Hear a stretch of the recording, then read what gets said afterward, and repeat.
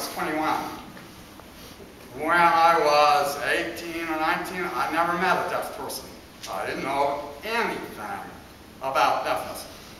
When I became deaf, I was lucky I became deaf in Washington, D.C. So my accident was right in Washington, D.C., right down the street from Gallaudet College. So I was able to enroll in Gallaudet College. Don't think that was an easy thing to do. I was deaf in my ears, but I couldn't sign, I couldn't finger spell, I couldn't understand signs. My first class was a chemistry class, and my chemistry professor, he looked like a chemistry professor out of a textbook or a movie or something. He had on a white lab coat, no, for a lecturer. He had a white lab coat, and he came out in front of the blackboard, and he started, his lecture, there was no speech at all in his lecture. It was straight ASL. It was 8 o'clock on a Monday morning. I thought, oh, sweet me. How will I ever succeed in this environment? But some of the people I got out were really helpful. Really helpful to me. They helped me slowly learn the signs. They were patient with my signs. I said some of the people I got at, some of the people I got at had no patience for that. They really didn't want anything to do with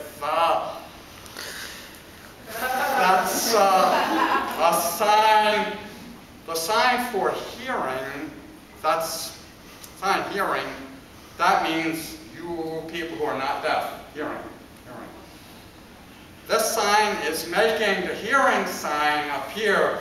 It means, well, I think it's like hearing person. It means deaf, but.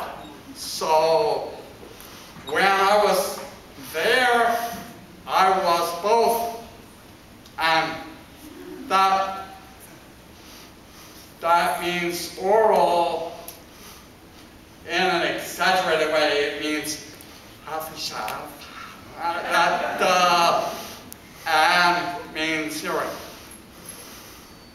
But I was there 3 years, and after 3 years, I really learned to become a deaf person, and it was a big help to me. So for that, I owe Gallaudet, and I owe many of the people who were friendly and supportive. And that happens all the time. So there are people like me. There are people who are born in families where the parents are deaf, the grandparents are deaf, the sisters and brothers are deaf. So born, the first language you see is sign language. And those children acquire language really early.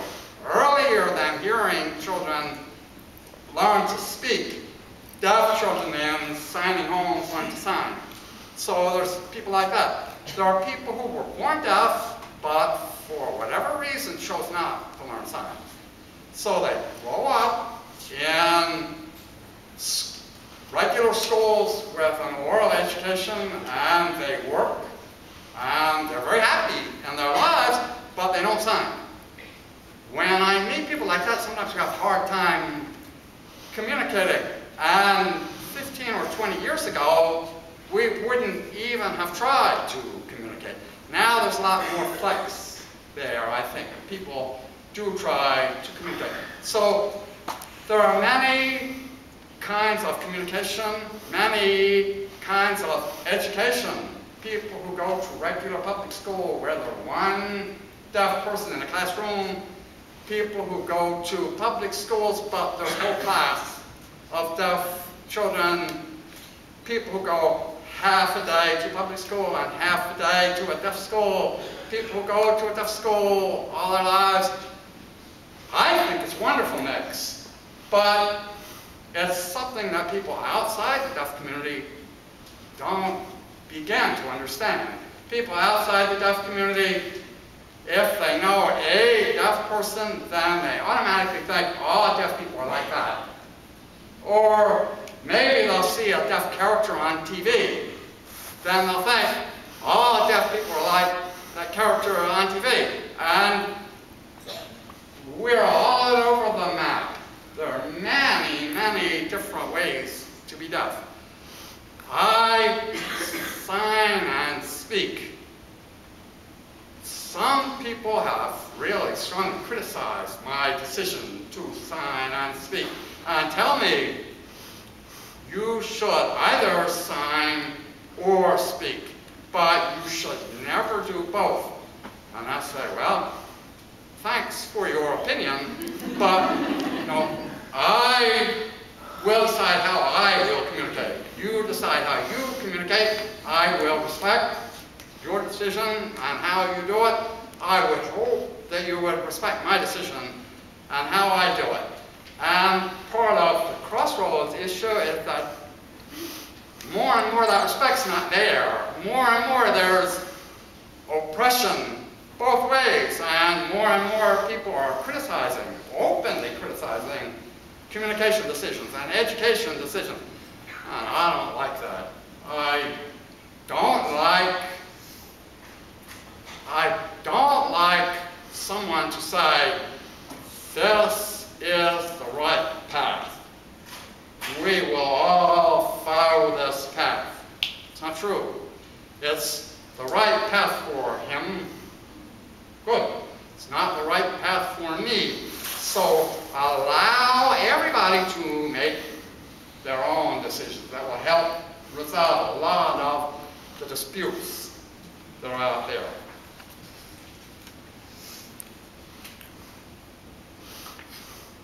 I said I became a deaf person. I got that. I did. I also got a really outstanding education. And I learned something really important about college education. And that lesson I learned about college education is you get what you deserve in a college education. You get back what you put in to a college education. So I went to graduate school after Gallaudet. I went to, I'm not sure I'm allowed to say that here out loud. I went to the University of Tennessee. University of Tennessee. I went to the University of Tennessee. It was our first real experience.